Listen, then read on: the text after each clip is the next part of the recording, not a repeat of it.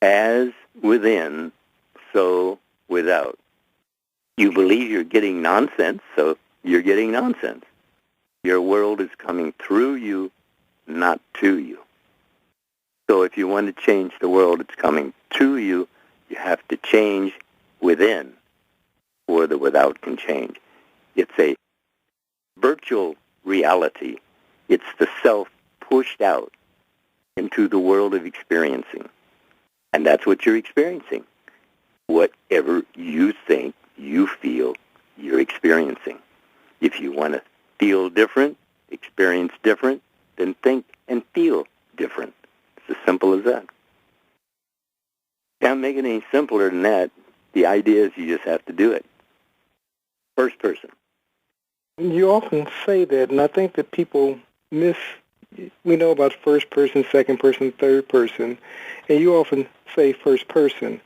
And what you're saying more than anything else is this has to be a personal experience. This can't be somebody else's teaching, somebody else's experience.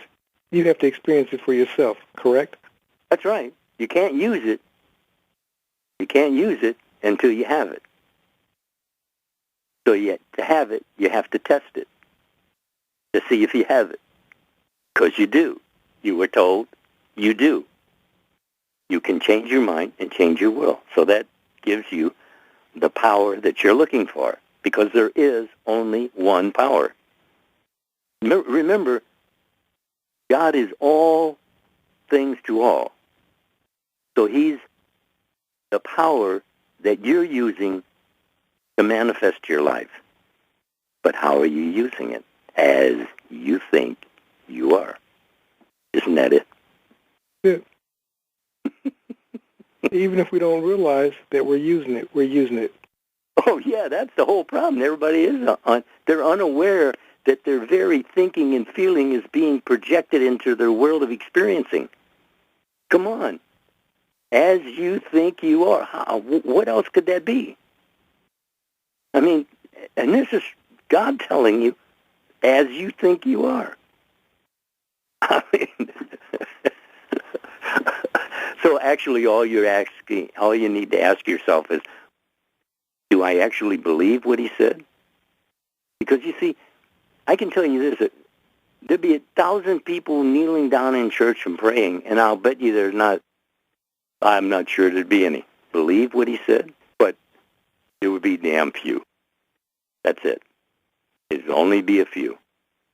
Again, I see them coming out.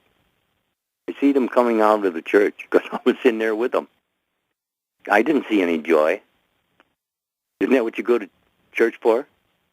You definitely should have joy, if nothing else. If you don't leave out with anything else, it seems that you would leave out with joy. Yeah, I mean, at least have a smile on your face. You see, what they were sitting there thinking about wasn't lovely, wasn't of good report. So when they come out, they still got the same face for it. That's right, they took it in with them, and they didn't get rid of it. See, it tells you, come lay your burdens at the altar. Okay, guy goes up the altar, kneels down there, and he's leaving his bundle there. He goes out to get in his car, and John says, "Hey, Jack, how you doing?" "Oh, I got this." And "Oh, I thought you left that at the altar."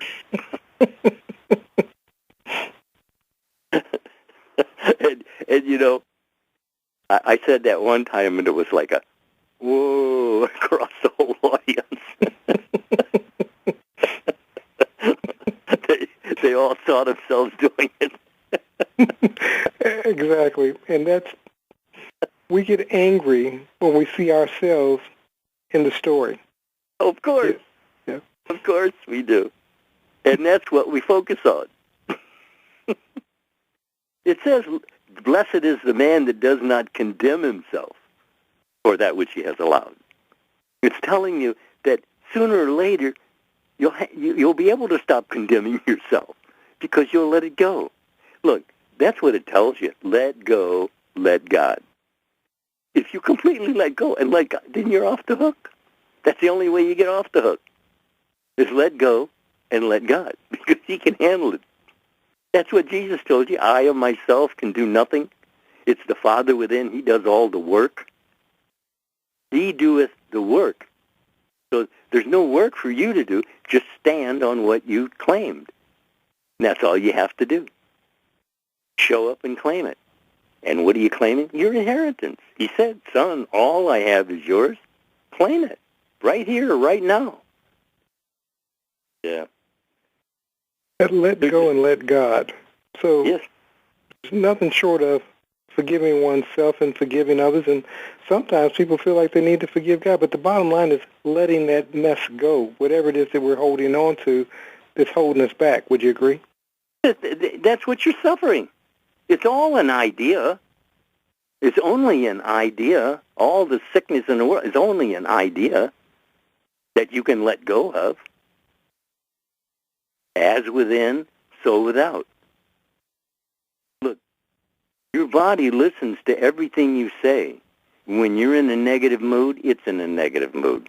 It cannot defy what you say. It has to perform as you think you are. Can't do anything else.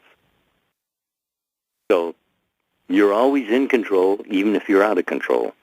That's the big problem, getting in control. But you have control. You were given control. You're told very simply, as you think you are.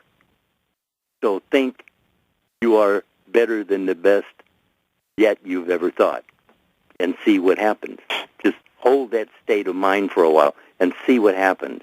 You'll see little changes here and there. Simple, yes, but change. And that's what you're looking for. Change your mind, change your world. You're reprogramming, or as my friend says, rewiring the brain.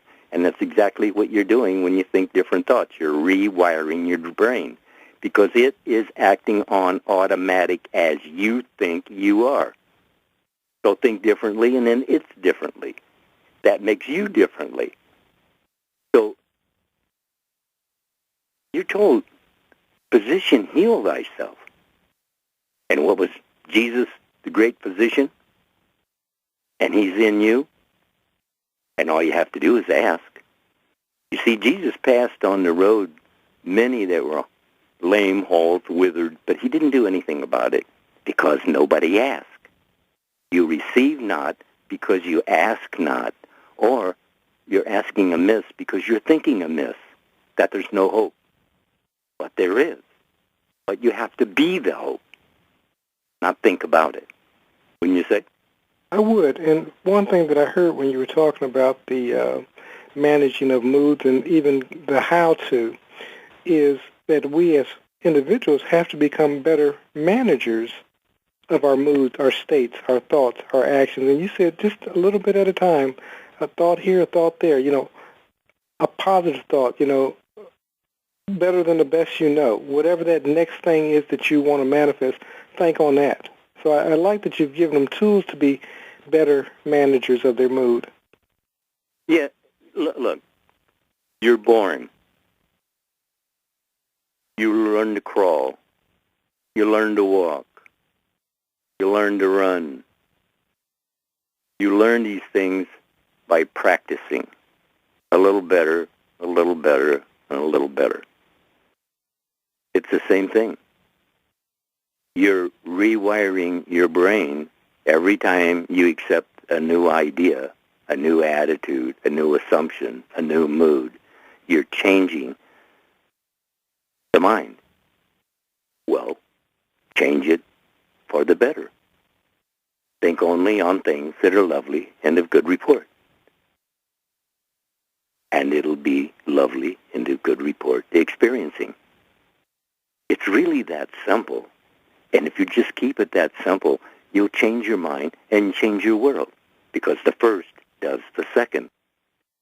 I actually tested it first person. And that's all you have to do. Test it first person. Then you'll know first person. No more just hearsay. Sure, hearsay got you along to the age of reason, but if you reach the age of reason, let's reason together. Very simple. It's all in your own plate, as you think you are. That simple. Keep it simple.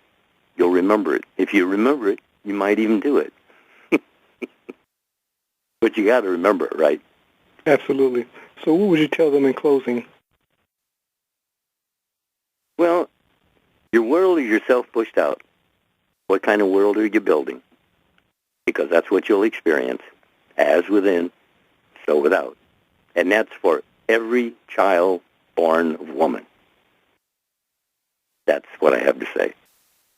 Well, sir, it's been a pleasure, and as always, I enjoyed talking to you. Thank you, Mr. DeCarlo. It's always a pleasure. Thank you, sir.